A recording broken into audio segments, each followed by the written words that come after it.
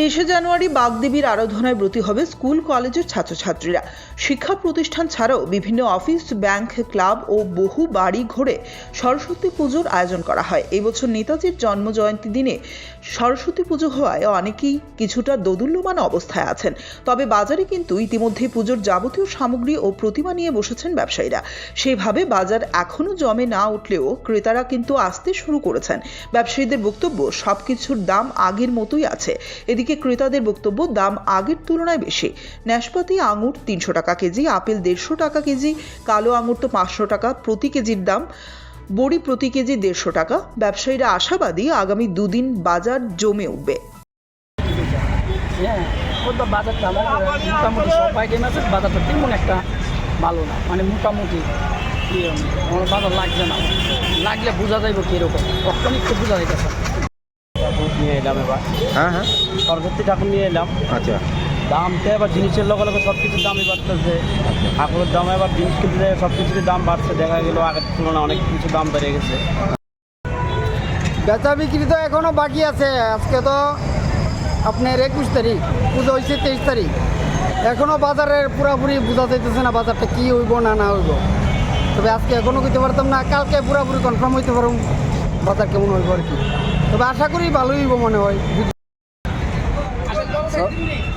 বাজার এমনি ভালো না বেশি, এখন তো মনে করেন পরশু দিন পূজা, কালকে থেকে একটু বাজারটা উঠতে পারে। এমনি জিনিসের তো একদম দাম বেশি, মূর্তিরও দাম বেশি, ফল ফসলের দাম বেশি।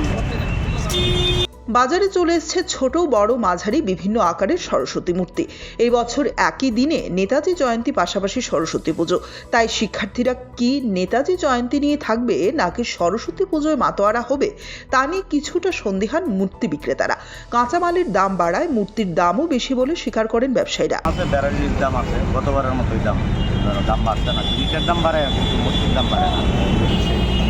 মানে এই যে দাম বাড়ার কারণটা কি? কারণটা হচ্ছে জিনিসপত্র, গয়নাগাটির ভিতরে সব কিছুর দাম বাড়ছে। বুঝছে, কাপড় কিনতাম আগে 1 মিটার 60 টাকা 70 টাকা দিয়ে, অনেক লাগে 80 টাকা 90 টাকা। মূর্তি নেওয়া বলছি। আচ্ছা, মূর্তির দাম তোমার 23শে জানুয়ারি পড়ছে। তোমার একটা মূর্তি দিও, আর অলঙ্কারের দাম তো বেশি। আমরা তো এত কম দাম দিও বুঝে না লাগে একটু দাম। আচ্ছা,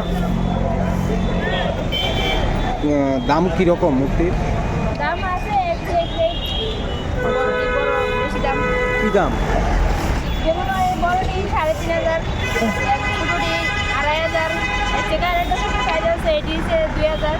আচ্ছা, মানে দাম আমরা তো জিনিসপত্র আনান লাগে দাম দিয়ে, দোকানে গেলে কেবল জিনিসটি আছে, আমরা জিনিসটি ছাড়া আমরা কিনতে পারি না। তো এই তুলনায় আমরা তো জিনিস কিনে আনি না, সেটা আমরা মূর্তির মধ্যে খরচাটা খুবই কম। বাজার এত বেশি ভালো না, পূজা অনেক কম হয়ে গেছে। তো গ্যাস এবার কীরকম করছিলেন? গ্যাস এবার তো মোটামুটি ভালো হয়েছে, এবার তো খারাপের দিকে যে দেখা যাচ্ছে আছে, বুঝলেন, এমন একটা ভালো হইতে আছে না।